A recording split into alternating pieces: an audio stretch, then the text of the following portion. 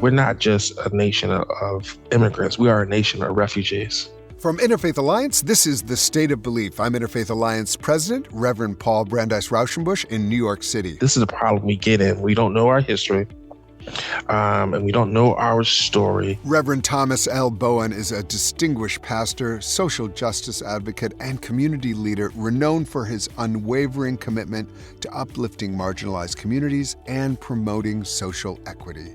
He's had prominent roles in both race and religion relations in Washington, D.C. government, as well as the Biden White House. And he's with us this week to celebrate the 4th of July and Juneteenth, 2024. As we keep growing our library of extraordinary interviews, I want to make sure that you are subscribed to the State of Belief podcast. Please visit stateofbelief.com/subscribe. You'll hear this episode in full, as well as recent interviews with Jamar Tisby, Rabbi Sharon Brous, Rob Reiner, Dr. Anethea Butler, John Pavlovitz, Bishop William Barber, and many others. It would really help us to have you subscribe, rate, and tell people you're close to about all that you're hearing. The State of Belief is made possible in great part by the generous support of our listeners. If you've made a donation, thank you for helping get these conversations heard by more people who need them. If you haven't pitched in yet, information on how to do that is available at stateofbelief.com. And you can find out more about the work of Interfaith Alliance and join us at interfaithalliance.org. And now to my guest. Reverend Thomas L. Bowen is White House Senior Advisor for Public Engagement, where he leads the administration's faith outreach.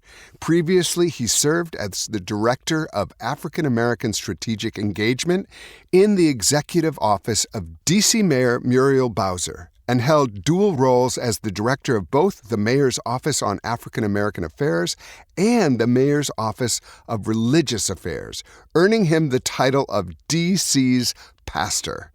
An ordained Baptist minister, Reverend Bowen is the Earl L. Harrison Minister of Social Justice at Shiloh Baptist Church in Washington, D.C., where he has served since 2002. It is a real privilege to have Reverend Thomas Bowen joining us for the 4th of July weekend and also to celebrate Juneteenth together. Thomas, welcome to the State of Belief. Thank you, Paul. It's a pleasure to be here. I'm in the state of disbelief. I'm actually participating in the state of belief. You've been a hero of mine for quite some time, and it's just a pleasure to be on your podcast. Oh my goodness, you are so generous, and really, I mean, DC's pastor. That just to start there, that is an amazing title, but it's also wonderful that you were involved both with outreach to the African American community and the religious community, and how expansive that work must have been. Can you talk a little bit about what in your background prepared you for that moment? I just so our listeners can know kind of who they're talking to. How were you brought up? What was your background? I had to go back, and I had to bring up a friend of mine, Secretary Kim Bassett, the Secretary of the District of Columbia, who brought me to the attention of Mayor Bowser. And soon after joining the Bowser administration, she put that title on me, DC's pastor, as I was always with the mayor when she had to go to some type of high-profile funeral, but she could not go. I would go often, called upon to public prayers. Never will forget doing a prayer at the University District of Columbia commencement, and the dean of the law school came to me and was just surprised. She said, "You're so inclusive." But I take this seriously. I believe in interfaith. I believe in pluralism. And I think that people should be included. And it's not difficult to do that, to include it in all of our public offerings of religion. When you ask the question, what in my background, I would have to say that all roads have led to this place. I've been blessed. I've been fortunate to have various experiences. I have to bring up a mentor once again, Mary Wright Edelman, who brought me from Elyria, Ohio to Washington, D.C. in 1996 to work with the Black Community Crusade for Children and Black Student Leadership Network.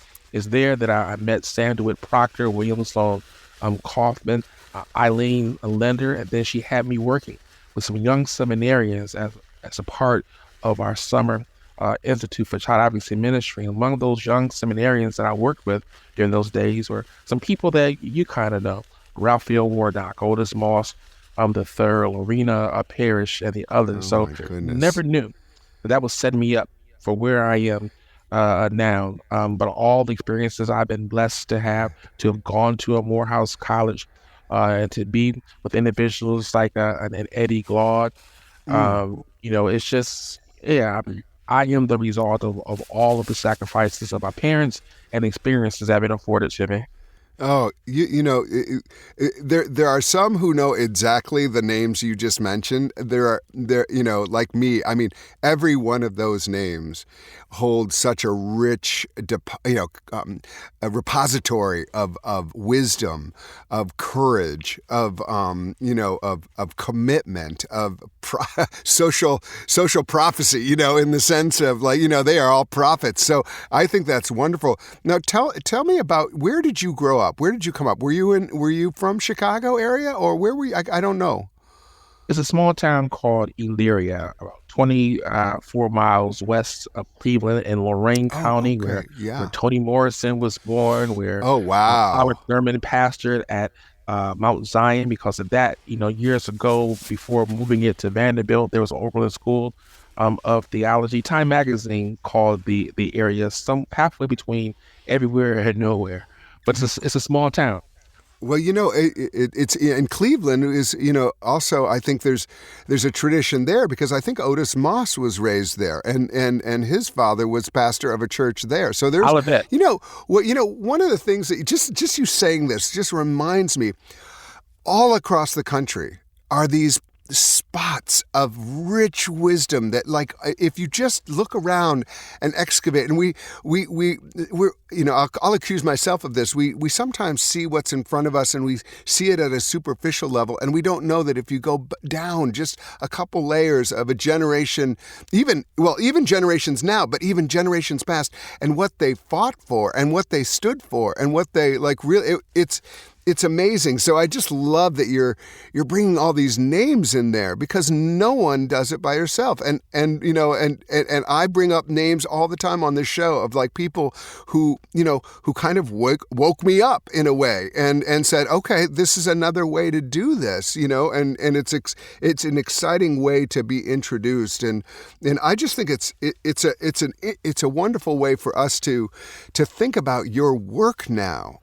Which is, I appreciate so much what it means to be, when someone calls you DC pastor, that's it's kind of a nice title, but what it really means is you're present to people who to whom you are known and to who you don't know, but who you feel responsible for. And I can imagine in that role in the mayor's office, that must have been tough, because, the DC has some moments and you need to show up. And I think what's interesting about the kind of journey that you've taken is you've taken this, coming out of, kind of the Black church tradition, and still rooted in that. And yet you also are blending that with a kind of what it means for government and an administration to recognize religion in the lives of the people, not to erase it, but also not to give one person the overarching title, but to recognize that we need to see people where they are. And I just think it's wonderful that you're doing it. So you now are kind of the person who's doing the faith office for the current administration. And I think that must also provide all sorts of opportunities, but also challenges. Why don't you talk about the opportunities first, and some of the amazing things that you might have just seen from going around the country and being with people? Let me tie a bow first in some of our previous conversations. As you mentioned, Otis Moss, the third, and his father, Otis Moss Jr., who were at Olivet Institutional Baptist Church. That institutional ought to ring a bell, because it's a Raushenbush legacy that it calls churches, some Black churches around the country, to be community, to reach the needs of individuals. The church also that I grew up in Elyria, Ohio, Bethany Baptist Church, was the first church pastored by Gardner Taylor. I mentioned his name because Wow. we're recording this on the 18th, and today is his actual birthday. Oh, But he wow. was, yeah, when he was a Can you student. say a little bit more about him? Because that might not be a familiar name, but it's a really important name. At Newsweek magazine said he was the dean of all black preachers. They said he had a voice like God's, only deeper. But he's who so many people, looked up to. And of course, he came to fame perhaps at Concord, there in New York. Um, but he's a contemporary of Dr. King, preached all over the world, perhaps one of the most quoted outside of King of black preachers. But I would say that for a generation, particularly people I grew up with, he was the one who folk looked up to. Mm, amazing. So yeah, so all these people are in the mix. I'm glad we're able to honor that name and to mention him on his birthday, the anniversary of his birth. And so you come with all of this, and then you come into a moment in our country which, again, full of promise but also difficulty. Why don't you talk just a little bit about some of what you are excited about by the people you're meeting and just places you're going. Tell us a little bit about that. Yeah, these are difficult days, but these are not impossible days. And I have hope each and every day. I've been surprised that there haven't been a meeting that I've walked to of faith leaders that I didn't know someone in the room, who I've met along this journey called life. And I think that now there is a need for it, and people in politics like to use this all the time to let our better angels take flight, right? But I think that we have more in common than not, and I think that there are always good people. If I was in my pulpit, I'd say there's a bright side somewhere, and don't you stop until you find it. Look for the good people. We give too much time and energy to the bad players, and there are a lot of folk who've hijacked religion, in my opinion, and put it in clothes that is hard to notice who and what it is. But religion at its best brings people together. Religion at its best lifts people up. Religion at its best, it gives hope to individuals. And religion at its best allows us to be a better people, a better country, and a better world. Mm, it's absolutely true, and I think that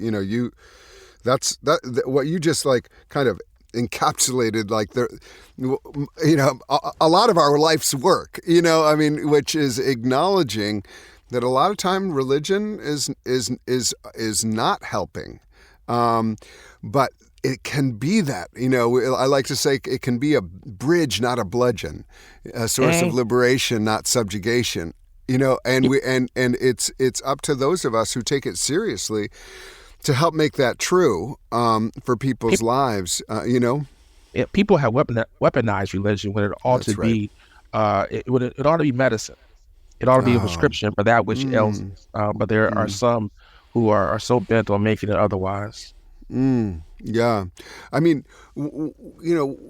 a part of I've heard you say is trying to bring people together, and I'm just wondering how you approach that work in this moment when there's a lot that is a lot of distrust, a lot of isolation, and a lot of hurt that is separating communities out from one another, communities that actually were in relationship with one another, and separating them out. And I'm just curious, just what have you seen that has, I don't want to say worked, because that's a little too simple, but what are ways that you approach this moment to find ways to bring people together in a way that is productive?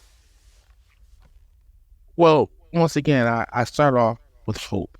I know here in the administration, the second gentleman, is doing a lot of great work in that interfaith space. And what you're talking about is something that he's focused on. And that is, how can we get folk across faiths to come together and be the example? I think you start there. You start with the better examples, exemplars of our Mm, faith, and you bring them together. And that's exactly what the second gentleman is trying to do here. I was privileged, as you mentioned, to have worked with Muriel Bowser, the mayor of Washington, D.C. We've been to to churches and mass numerous times together. I know how she'll pause her workday to make sure that she can go and participate in communion. I and that has had an impact on me because I know how difficult it can be. In that same vein, to see President Biden find strength from his faith tradition. As a practicing Catholic, got involved in the civil rights movement. That social justice movement. I see that as following in the tradition of a Dorothy Day, because once again, it's not how many times you go to church, how much you put in the collection plate, but what you do for others.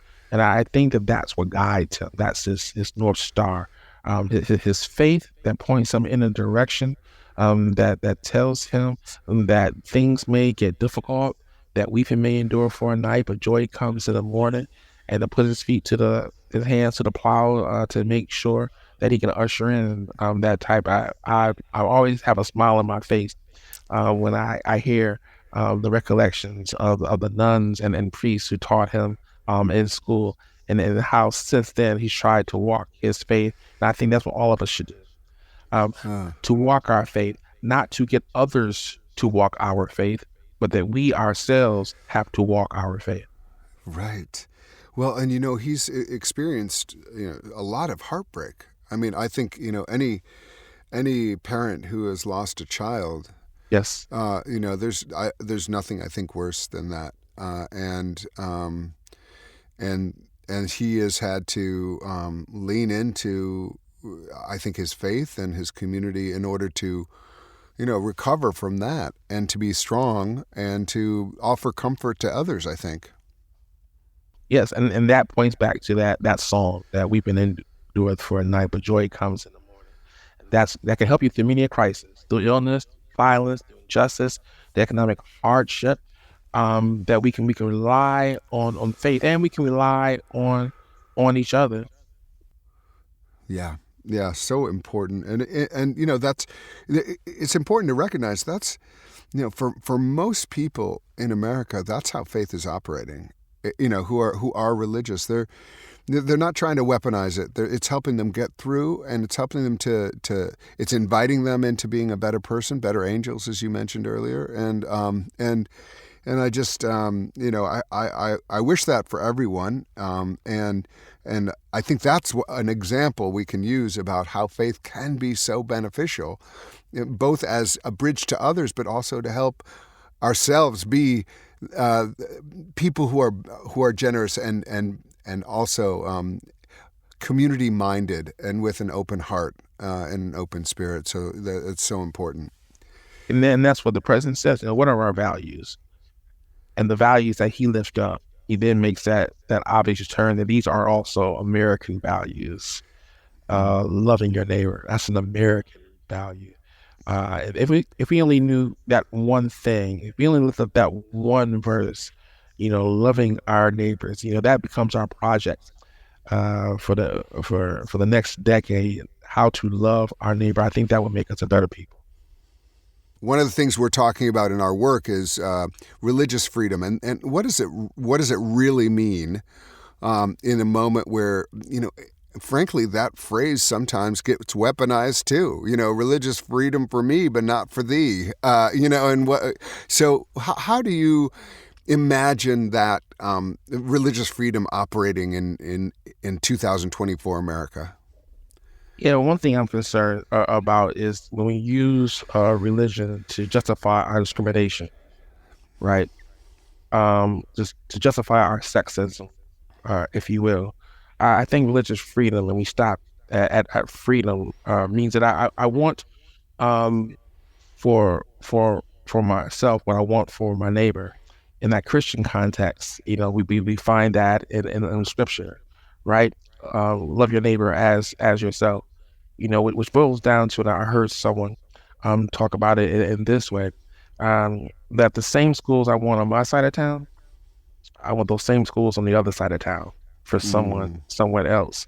But we tend to, it might have been Anne Lamont who said, we know that we have created a God in our own image. When that same God hates the people we hate, and only loves people that we love. But I grew up in Mm. a tradition where God's love is greater than my love. So where my love stops, God's love continues. And I follow that trajectory so that my love can catch up to God's love for all. I'm glad that Mm. those words made their way into some of our sacred political documents. All that all is our saving grace. Mm. It's so important, and one of the things that we are really trying to do is make sure that what is happening in the Middle East. And I know this is a concern to the administration. Um, you know, does not filter into our body politic here, and especially the relations between various religious traditions here. It's very hard because we're we have people coming here from all over the world. And this is we have Israel, Palestine. We also have South Asia. There's difficulties in all these communities, and trying to understand, like, how do we reinvent what a relationship can be between religious traditions that isn't totally grounded in conflicts in other spaces? And I think that's one of the our growing edges at Interfaith Alliance. And I'm sure that you must think about this also from your perch as a national leader.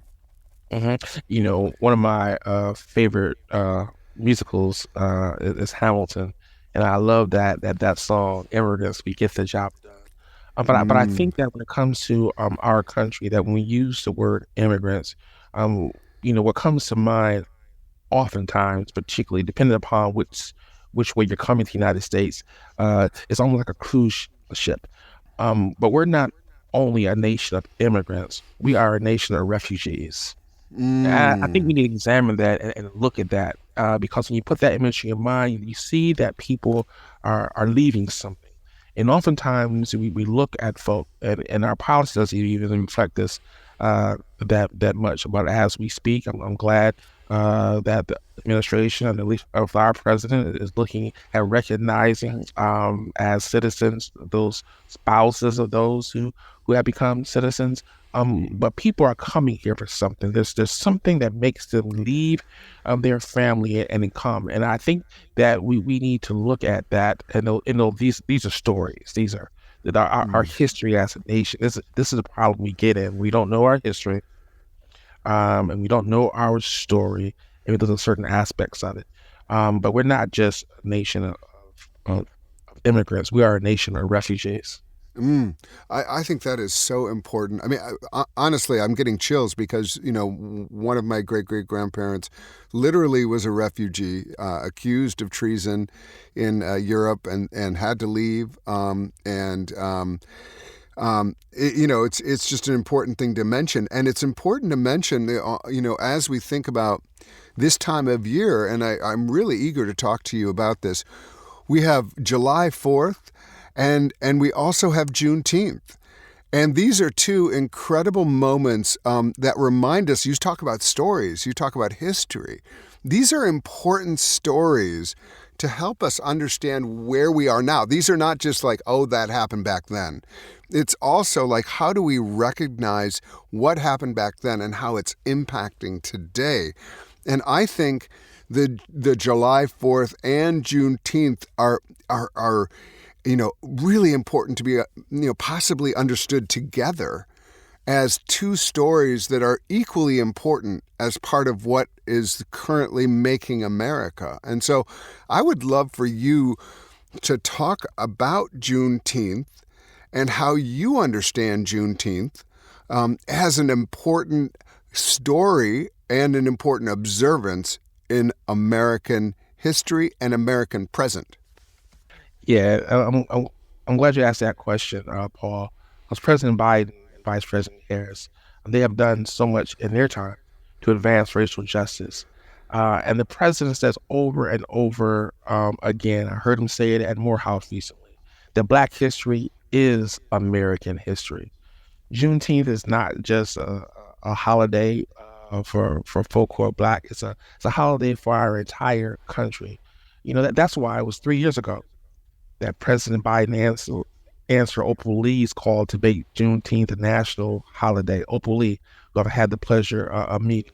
And this marked the long, hard night of slavery and subjugation um, that breaks away to a brighter morning to come.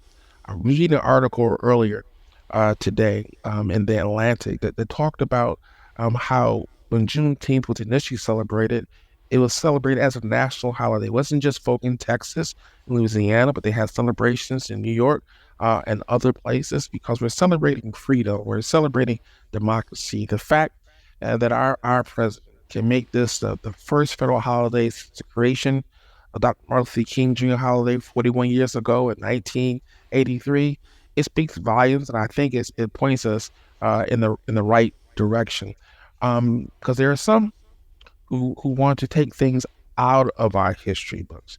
But the president is bent on making sure we highlight those, and he's also bent on making sure that we continue to make Black history, American history going forward. And I think this is reflected in the administration. I love that quote about making Black history American history. It's absolutely, one of the central pieces of American history. Up next, much more with Reverend Thomas Bowen, D.C.'s pastor and the leader of faith engagement at the Biden White House. You can hear full episodes of The State of Belief anytime on our website at stateofbelief.com. You'll also find links to topics we discussed this week, as well as transcripts and more. And make sure you subscribe at stateofbelief.com/subscribe. You're listening to The State of Belief, where religion and democracy meet.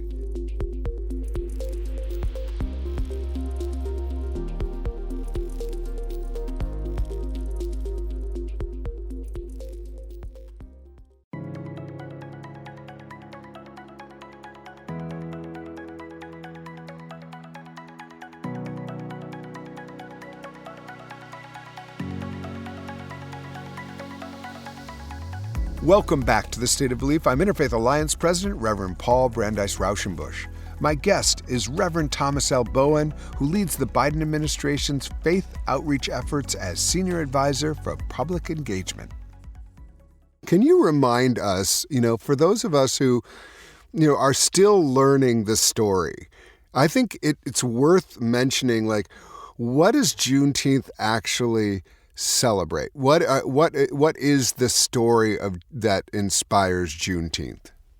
So at the it was during the height of the Civil War that President Lincoln having his finger right that December 31st is probably when he first started enacting it, but it came out on January 1st, 1863 as the Emancipation Proclamation. But then you had to continue to fight that war. And at the cessation of the war, then those citizens of the country who were enslaved were slaves no more. Now we know there's another dark period of nadir that followed that, but Juneteenth points to the fact that even after the Emancipation Proclamation, even after the end of the Civil War, there were individuals, some mainly in Texas, I think Louisiana, who the word did not reach them. Not only did the word not reach them, even that's being nice, it was kept from them. So they continued in those forced labor camps here in our country. But then, as the troops made their way to Texas, I believe it was in Galveston, Texas, the news reached, and then that date is what we mark in history, and we now call it Juneteenth. It really preaches, doesn't it? I mean, because something isn't real until you hear it, until you know it, until you can know it in your body, and you can know it that it's true. Because you can talk about freedom all you want, and until it's actually true, yes, and until you actually hear it, and all of the structures that kept it in place are dismantled, it really isn't true. So the Emancipation Proclamation can make all the proclamations in the world, and until you actually let the people know, and until it's actually effected, and it talks, it speaks volumes about the process, and also how some people don't want to hear the proclamation, and how some people are actively working to to silence it. I always, and I'm struck by this, and I'm thankful for this conversation, because the people who don't want to hear it also come up with the rationale and excuse. Well, those were the times. But during those times, you also had abolitionists. So we can't talk about those who benefit from slavery and then say don't fault them because they were just acting in the atmosphere of the time. And then look at our abolitionists, right? William Lloyd Garrison and others. Well, they were during that time too. And history finds them on the right side. So we just can't sweep it under the rug as easily as one would think. I think that's right. And I think for years, Juneteenth was celebrated. And, if you had asked the average white person, they would be like, what are you talking about? What? But for black people, it was a lot of black churches, for instance. Yeah. There were observances for years coming up to now. Mm-hmm. And I think this, I think it's such a powerful celebration, and I'm just so glad we're talking about it. And also, I think celebrating that in tension and in conversation with July 4th, because July 4th is also an important holiday, and represents, for some, a kind of, a throwing off of tyranny in its own way. And so these are actually celebrations in some ways of liberation. Yes. And should not be co-opted into kind of a re-entrenchment of oppressive forces. In fact, this should be a time when we really recognize the possibilities of America with both of these conversations. Yeah, and that Atlantic magazine article I read talked about how the Juneteenth celebration was not just a day, was not just regional. It was a 1 month and a 2 month celebration, and it's Juneteenth that helped Black folk in this country to better embrace the 4th of July.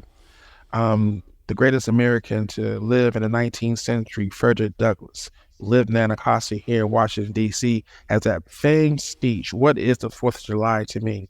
But when you take 4th of July and put it along with Juneteenth, then you have a grand celebration of the contributions of African Americans, the history, music, to culture, to language, and all in every aspect of this country. So I have seen it, particularly since President Biden cited it as a federal holiday, how it's filled communities with pride and with hope. And I do see, and I think going forward, you'll see that celebration from Juneteenth to the 4th of July as a continuation of our rich legacy in history.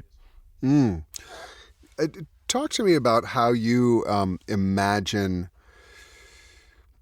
the role of faith in finding a future in this country that will work for everybody. With the idea of this liberation, the idea of this, inclusive understanding of where everyone belongs and everyone should have the freedom to exercise their religion, whoever they are as people. How do you imagine? What is the way that you like to think of religion? And maybe you can give just a personal example of a time when you were able to find common cause with someone, someone who you didn't know, or, I'm just trying to imagine a future where we're not just getting ripped apart, but we're coming together. Yeah, I think some theologians would say I'm syncretic in my belief, but I've been able to glean from various faith traditions. I enjoy meditation. I've had a moment in life when I needed that.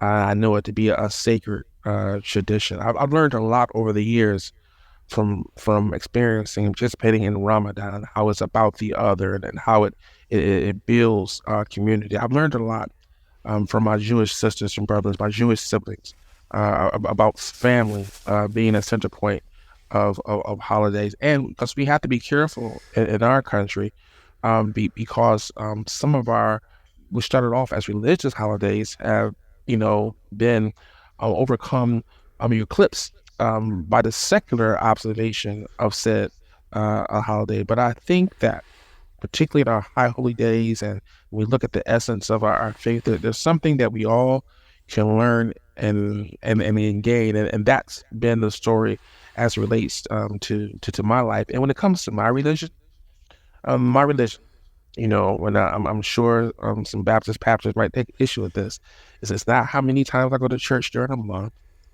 It's not how much money I give to the church. When it comes to my faith and my religion, I think the rubric for it is how I treat someone else.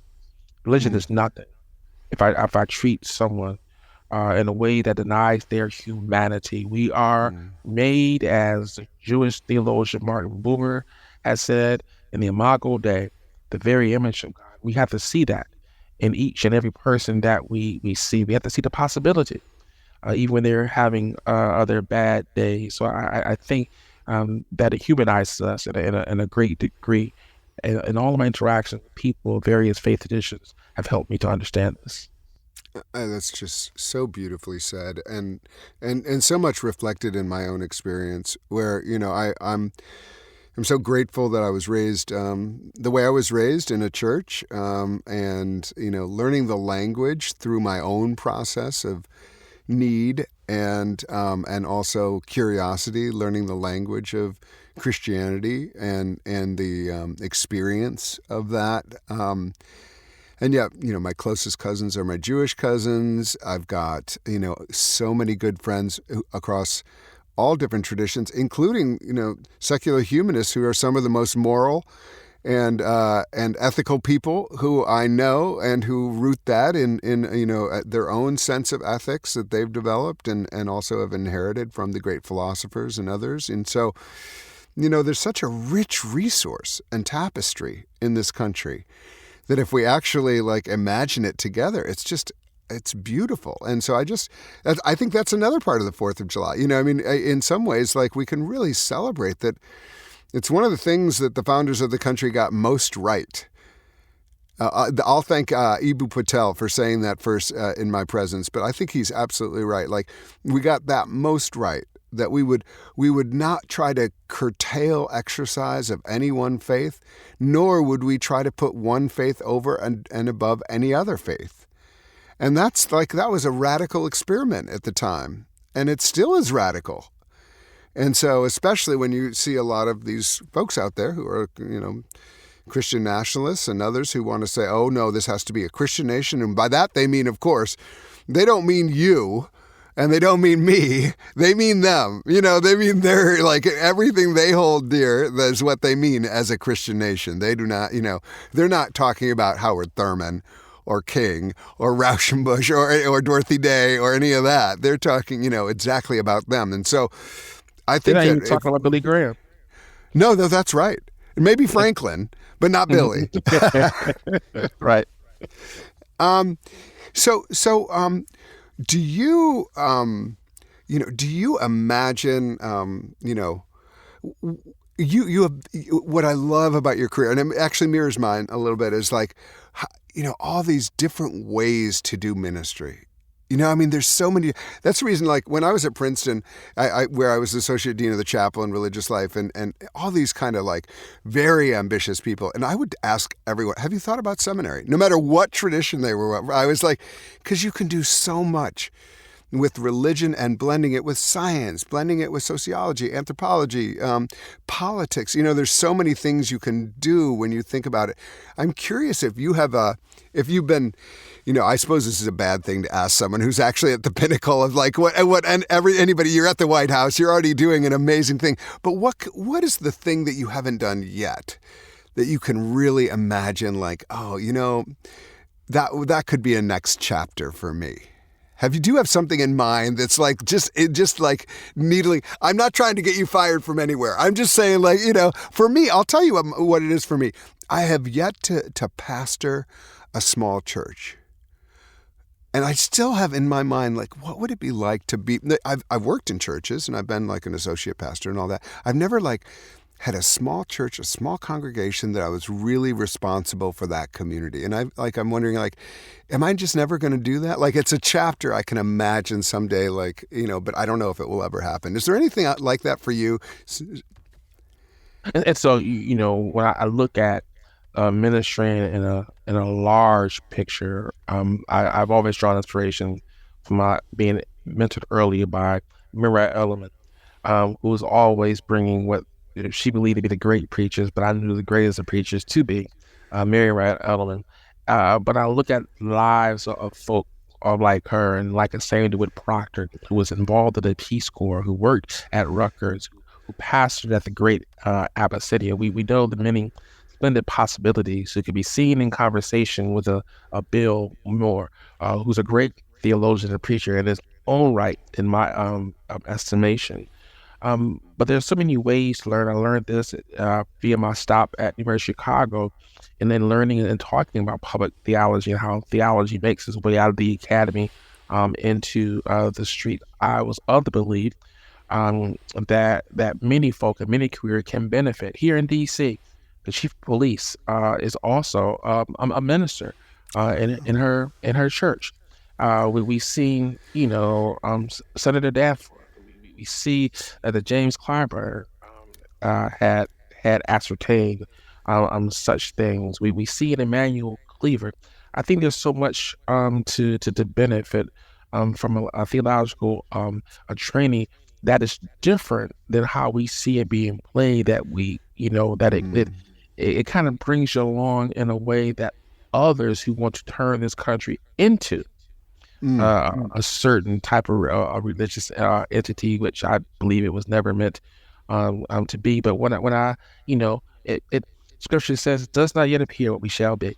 So I don't know what's down the road. I did time in Ohio on a school board early on in life, but that was predicated also about this all.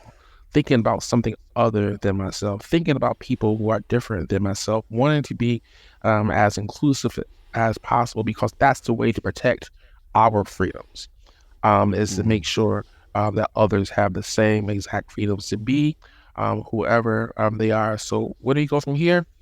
I don't know. Well, But you know, I don't want to. You answered that so beautifully and so generously, and I think the idea of awe, in the sense that we don't know what's coming. I mean, I just think that it's a wonderful way to do it, and I've had the privilege of knowing others who have been in your position. And I'm just so grateful that you're there, and I'm so grateful for all the work that you've been doing, and for, our friendship, and so I thank you for that. We like to end this show with asking folks what gives them hope in this time, and I wonder if I could ask you that question. What gives you hope, Reverend Bowen? I have children of my own. I have two wonderful goddaughters, one who just turned 13. Where does time go? But and the children I see, I love seeing children be children, but they give me hope. I saw a group of kids, they were in a daycare program, but then they were as happy as can be, looking like America, and holding hands. These kids were holding hands, and I would imagine it'd be difficult to get those kids' parents to hold hands with the other children's parents, but there they were, their first friends, their first classmates, the folk that they look forward to seeing. That the only way that they would stop crying for leaving home is when they got to that space and saw that familiar face, and they give me hope. Yeah. Oh my goodness. Isn't that's fantastic? I'll take the moment to say, like, my son graduated from kindergarten today. And like you said, like, his kindergarten looks like America, and they were just singing songs about being grateful. It's a beautiful school, in public school in New York City, and they talk about being kind and grateful and generous to one another. And those are, and I think, wow, that's actually that's what they talk about as principles of the education that they are receiving. I think that's we all need that. Reverend Thomas L. Bowen is White House Senior Advisor for Public Engagement, where he leads the administration's faith outreach. With similar past roles in the Washington, D.C.'s mayor's office, Reverend Bowen is known as D.C.'s pastor. And now I'll declare he's the nation's pastor. That's a little much, but, I'll give it to you. Well, if we're going to have one, I'll nominate you. Thomas, happy Independence Day and happy Juneteenth. And thank you for being with us on The State of Belief. Thank you, Paul. It's been a pleasure to sit here with you.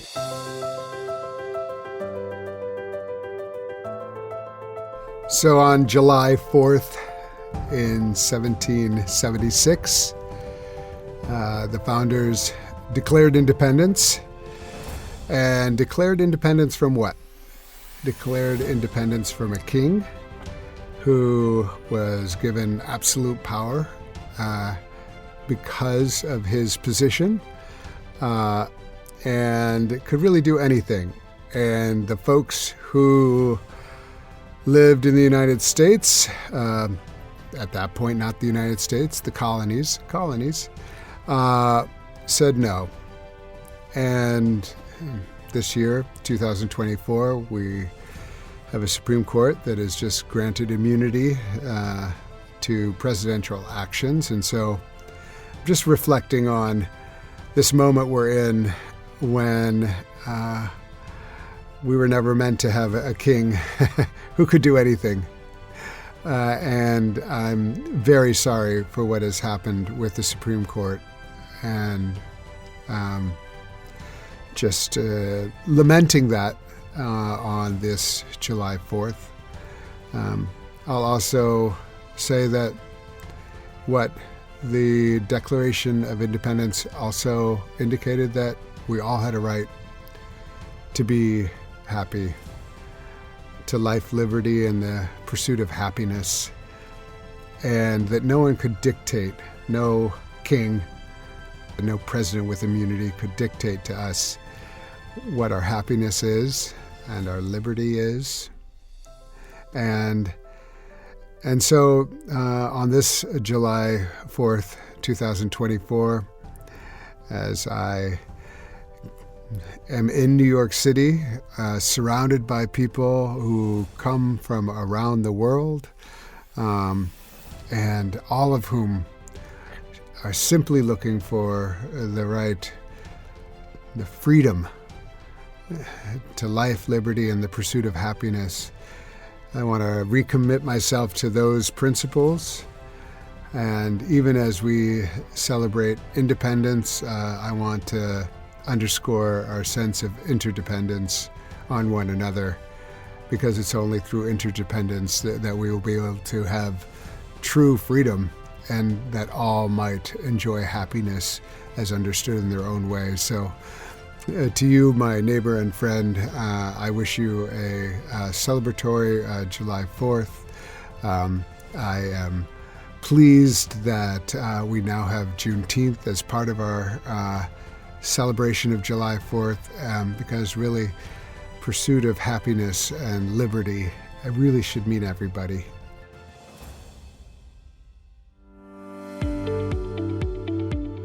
Please be sure to subscribe to The State of Belief at Apple Podcasts or your favorite podcast platform, or at stateofbelief.com/subscribe. We need your help to keep making The State of Belief. Become a partner in this crucial work with a financial contribution today. Information on how to donate is available at stateofbelief.com. That's stateofbelief.com. And share what you're getting out of this show with the people in your networks. Let's get more people listening and keep these conversations going on Facebook and Instagram at State of Belief. The views and opinions expressed on this program do not necessarily reflect those of Religion News Service or Religion News Foundation. The State of Belief is produced by Ray Kirstein and is a production of Interfaith Alliance. Become a member today at interfaithalliance.org. And be sure to join us next week. I'll be in conversation with one of the most patriotic Americans I know, journalist, author, and educator Jeff Charlotte. I can't wait. Until then, I'm Paul Brandeis Raushenbush on The State of Belief. where religion and democracy meet.